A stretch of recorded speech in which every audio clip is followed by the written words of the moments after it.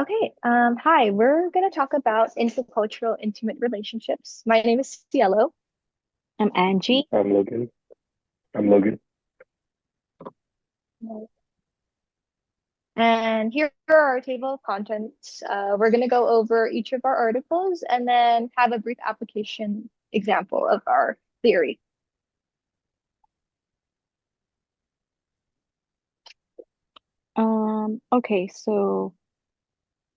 Why intercultural relationships matter?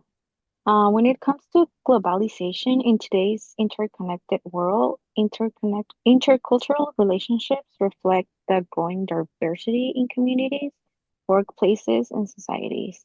These relationships contribute to the global exchange of ideas, cultures, and traditions.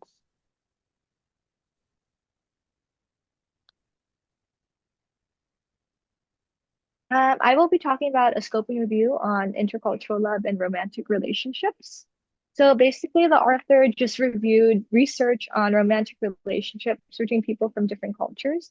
They found that cultural differences, such as communication styles, family expectations, can cause misunderstandings and conflict. So often, sometimes couples develop a shared identity by blending these cultures. So miscommunication can happen due to differences in verbal and nonverbal cues like body language. And then there's also external pressures, family disapproval, or society stigma, and how these affect couples and when they communicate and interact.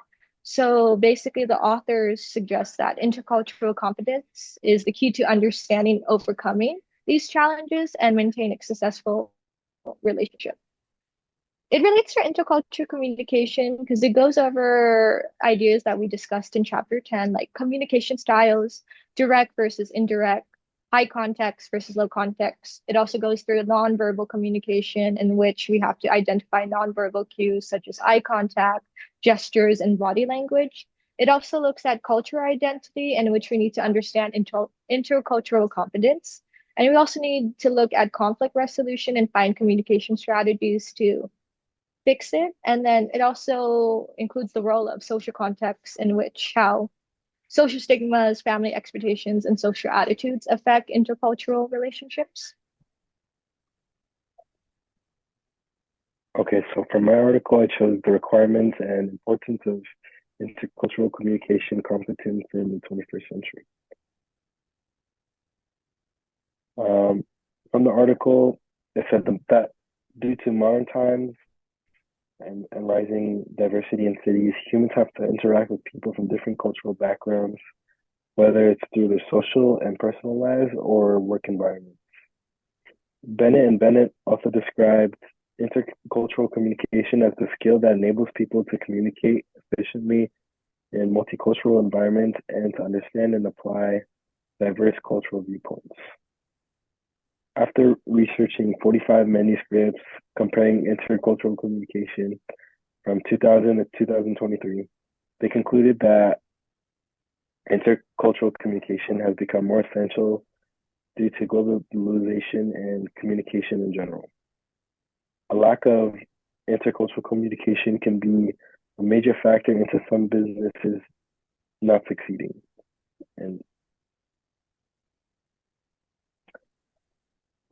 some ways that it relates to intercultural communication would be through pop culture, which are through different standards and interpretations from other countries, limited resources and internet to view and interpret news and other aspects of popular culture, as well as technology having a big influence on how we view things and changing our communication styles. Language styles also play a role as abbreviations, references to trends in social media platforms, as well as being more formal versus informal, and slang in different languages and dialects.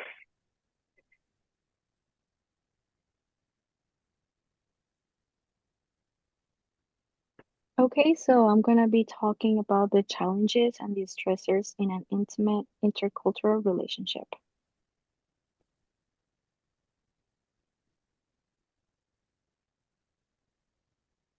Okay, so the study found that individuals in an intercultural relationship experience high relational stress, and they also experience risks such as substance abuse, such as drinking, and they also have a higher rate of intimate partner violence.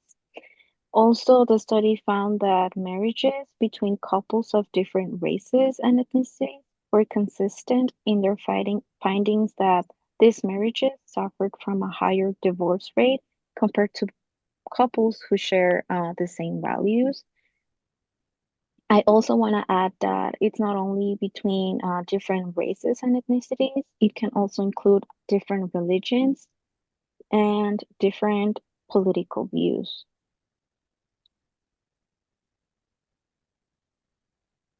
Okay, so how does it relate to intercultural communication? When people from different cultural backgrounds engage in relationships, the ability to communicate across boundaries becomes essential. Misunderstandings or conflicts often arise from differences in communication styles, values, and expectations. Effective communication In effective intercultural communication is a key component of successful intercultural relationships.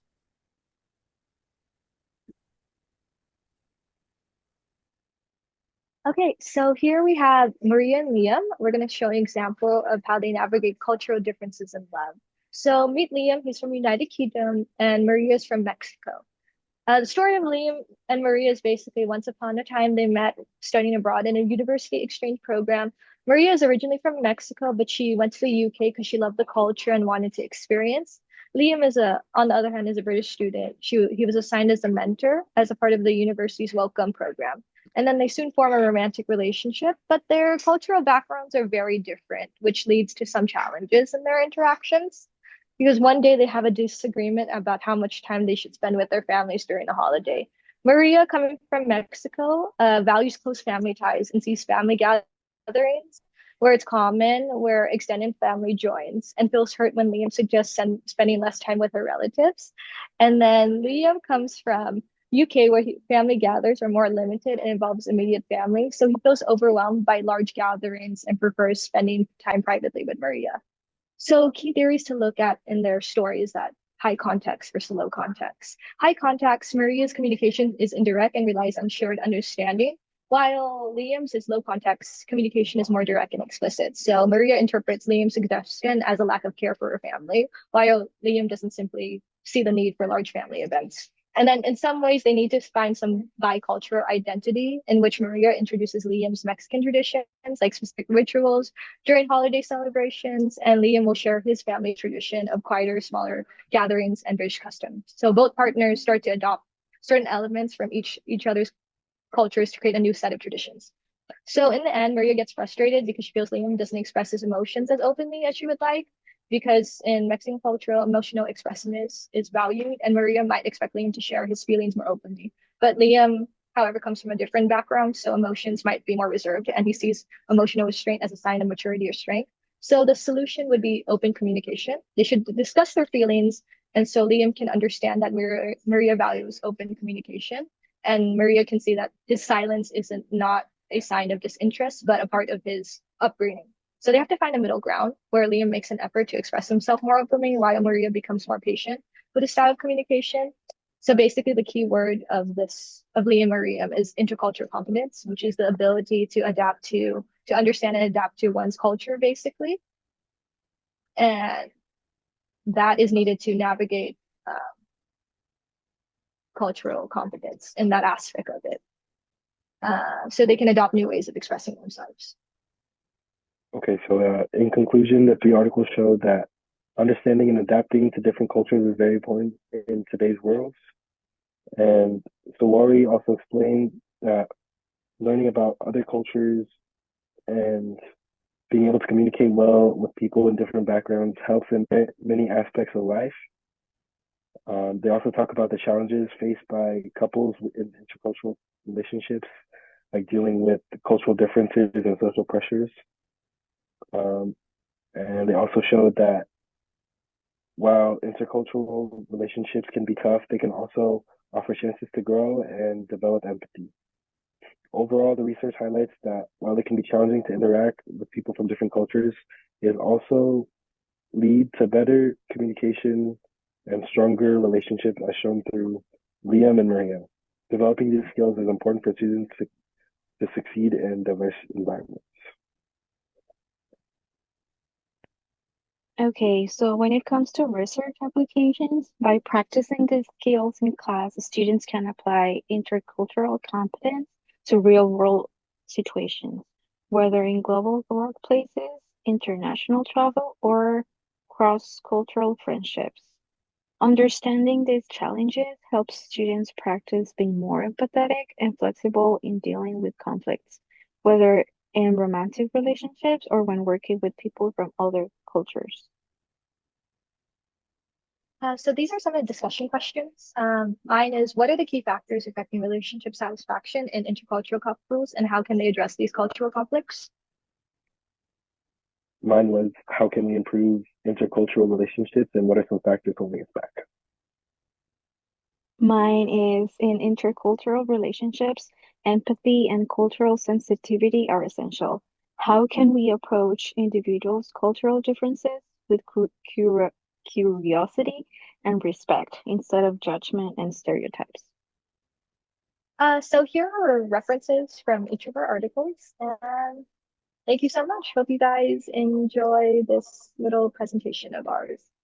Thank you so much. Thank you. Thank you. Thank you.